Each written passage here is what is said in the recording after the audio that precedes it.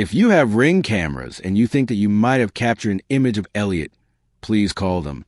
We'll take any prayers. Any other volunteers that want to come back tomorrow and help us pass up flyers, we'd be grateful. Thank you.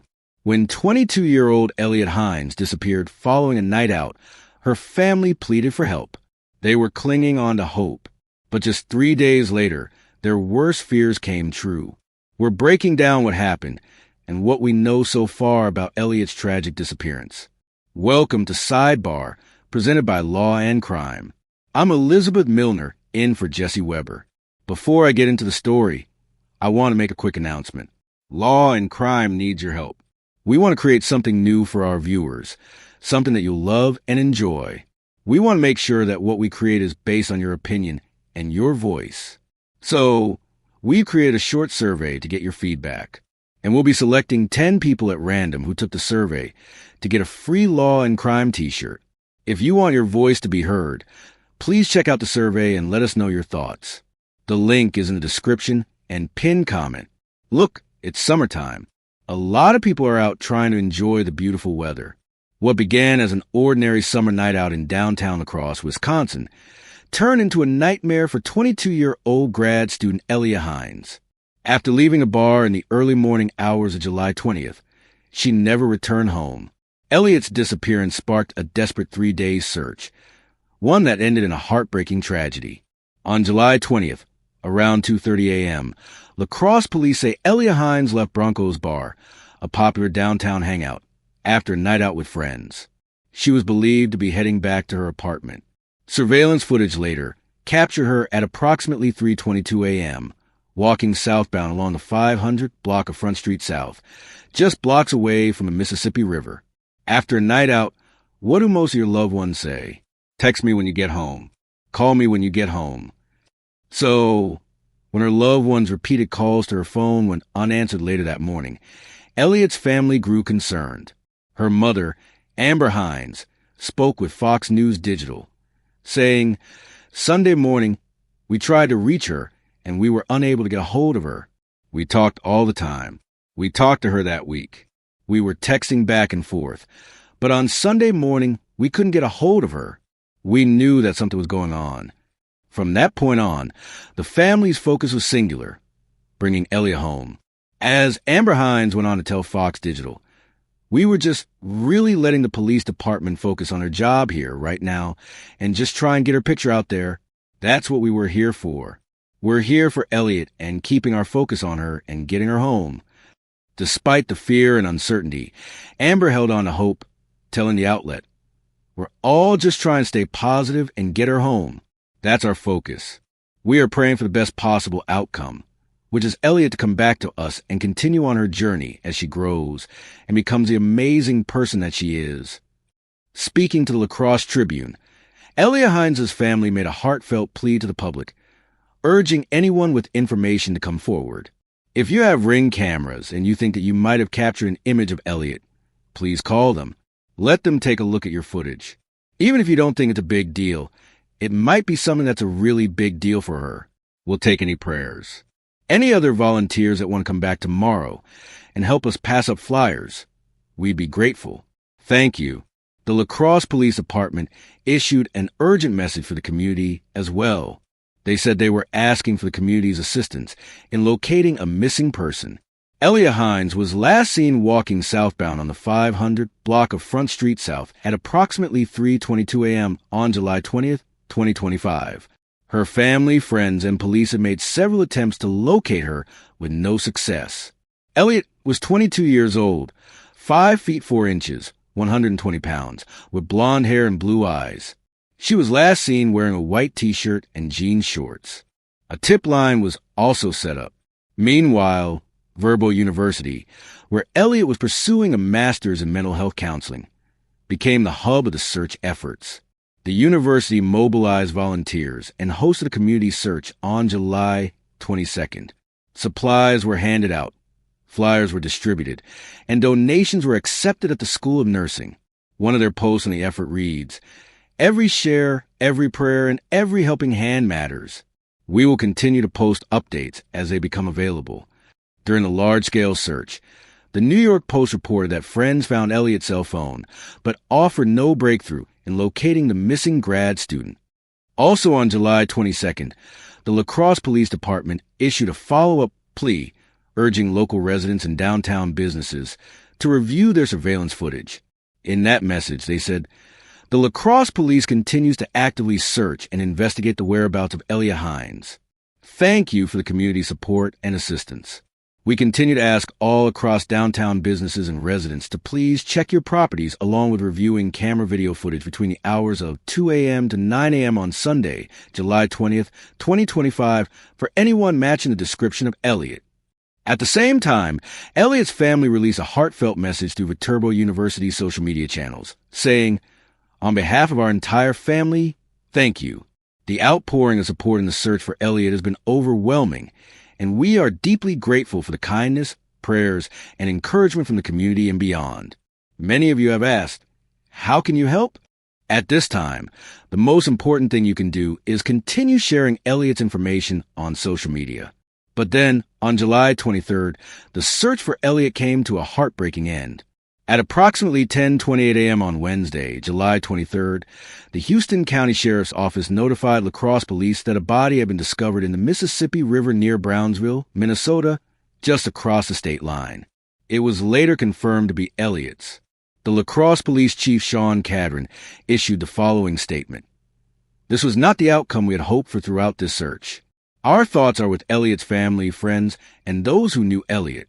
We are so grateful for the outpouring of support from so many within the La Crosse community, the state of Wisconsin, and nationally to locate Elliott. The investigation remains ongoing, with authorities awaiting autopsy results to determine the official cause of death." Elliott School also released a statement expressing grief, saying, "Viterbo University joins the Heinz family, the La Crosse community, and all those who knew and loved Elliott in mourning her tragic passing. We are heartbroken by this loss and extend our deepest sympathies to her family and friends." The Mississippi waterfront, where Eliotte Heinz disappeared, has long been a focus of safety concerns in La Crosse. Fox News reported that since 2006, the University of Wisconsin-La Crosse has operated Riverwatch, a student volunteer program aimed at preventing alcohol-related drownings along the dangerous riverbanks. The program, currently coordinated by the Sigma Gamma fraternity, patrols Thursday through Saturday nights during the academic year. However, university officials confirmed that Riverwatch was not active on the summer weekend when Eliotte Heinz vanished. The fall patrol schedule wasn't set to begin until late August when students returned to campus. The disappearance and death of Eliotte Heinz has drawn attention to the dangers young adults face near waterways, a concern tragically familiar to the family of Riley Strain, a University of Missouri student who drowned in Nashville's Cumberland River last year. While investigations into Elliott's death remain ongoing, Riley Strain's case, which involved alleged fraternity negligence, has sparked nationwide discussion about student safety. Elliott's case has no evidence suggesting intoxication played a role. So here to break this down even further is missing persons private investigator Steve Fischer. Steve, based on the timeline and the details that have been made available so far, how typical is the initial response and search effort in a case like Elliott's? Well, this was a great response, and I gotta say, the La Crosse Police Department and the university did an amazing job. This is what I like to see more in so many of my cases. They welcomed the community. The police department, the police chief, were very front-facing. They kept everybody informed. They welcomed the volunteers. The university made the nursing college available as a base camp for university searchers, even supplying them with resources. This is what should be done in every case. They did a really fantastic job showing up for this young lady, and I was really hoping for a different outcome. It's just really tragic how it ended. Steve, could you talk to me about some of the common challenges investigators face in missing persons cases, especially when someone's last sighting is similar to Eliotte Heinz's case, where the last known location was at night downtown, and maybe the person was just trying to get home? You know, in a case like this, it's especially tough since it's right on the water. It's similar to the Riley Strain case, where you have the added complication of being near a river. As an investigator, when you get the call that someone's missing and it's late at night, they might have been out for drinks, and it's by a river, it's scary. You don't have to be intoxicated for an accident to happen. I looked at the riverfront street, And there are places where the barrier walls are barely a foot high. One stumble, and you're in the water, and it's hard to get out.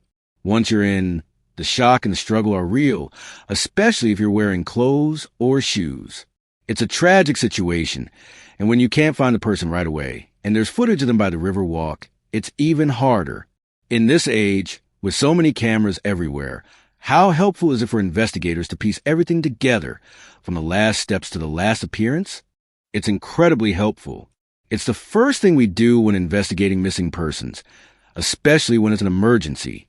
There are even live webcams along the Riverwalk, and businesses have their own footage. Delivery drivers often wear body cams for safety, and there are cameras everywhere you'd never think of, like on barges on the river. I focus heavily on these surveillance sweeps right away. The family did an outstanding job asking the community to check their cameras early on. Even a shadow can be important. The community did an incredible job, and the investigators were very diligent, but it's an unfortunate situation. The family's worst nightmare, really. When investigators prioritize tips from the public, how do they determine which leads to follow first? The first tips that get addressed are surveillance footage leads. People upload footage through Axion, a system that allows private people to send in videos or images. It's prioritized, so it's viewed right away. Then, eyewitness accounts are important. People who say, "I saw her at 3 a.m., are more valuable than hearing from someone inside a bar about her mindset. Of course, there's a lot of other tips like theories or even psychics, but the main priority is actual surveillance or witnesses who might have seen something firsthand. Based on what we know so far, do you think there's any indication of foul play, or was this just an accident? From what I know, there's no indication of foul play. Investigators haven't changed their posture, and I think if there's foul play, we would be seeing more direct involvement. We're still waiting on an autopsy, but I think this is more likely an accident. However, some people, especially the family, might believe there was foul play just because they can't comprehend how such an accident could happen. I understand that completely. The grieving process is tough, and it's hard to make sense of something like this. Once more reports come in and investigators share more footage, it will help the family understand the situation better. In cases like this, how do you see commonalities between this and other cases, like the Riley Strain case? There are similarities in these cases, but there are also key differences. A lot of cases like this don't get media attention, but alcohol and being near water can be a deadly combination. As a missing persons investigator, I've seen it so many times. It just takes one wrong step. If someone falls into a river, it's so hard to get out, especially in a strong current like the Mississippi's. Both cases had the same elements. It was late, there were drinks involved, and it was dark. The barriers near the river weren't very significant in either case. Once you're in the water, unless someone sees it happen, the odds of survival are really slim. The cell phone, in this case, stood out to me. I know her friends later found her phone, and I was wondering if it might indicate something more sinister. Could the phone be a clue in terms of her whereabouts or potential foul play? It could be a clue, but we have to consider her mental state at the time, too. Sometimes, after leaving a bar, emotions can run high, and people might leave things behind. If the phone was intentionally placed, it could indicate something personal going on, or it could just mean she was distracted. If it were foul play, the phone probably wouldn't have been a priority for the person involved. But if she was upset, maybe she placed the phone down, and that could help explain what happened during that missing hour before she was last seen. I think we'll learn more when the autopsy results come in. For now, the phone is just another piece of the puzzle. Before we end, is there anything else you want to add or any final messages for people to keep in mind when it comes to missing persons cases? Yes, I just want to stress how important it is to be aware of alcohol and water. It's such a dangerous combination, and as an investigator, I can't stress that enough. Also, the response from the police department, the university, and the family in this case was amazing. Transparency and community support really help in these situations. When everyone works together, it makes all the difference. My heart goes out to the family and friends. This is just an unimaginable tragedy.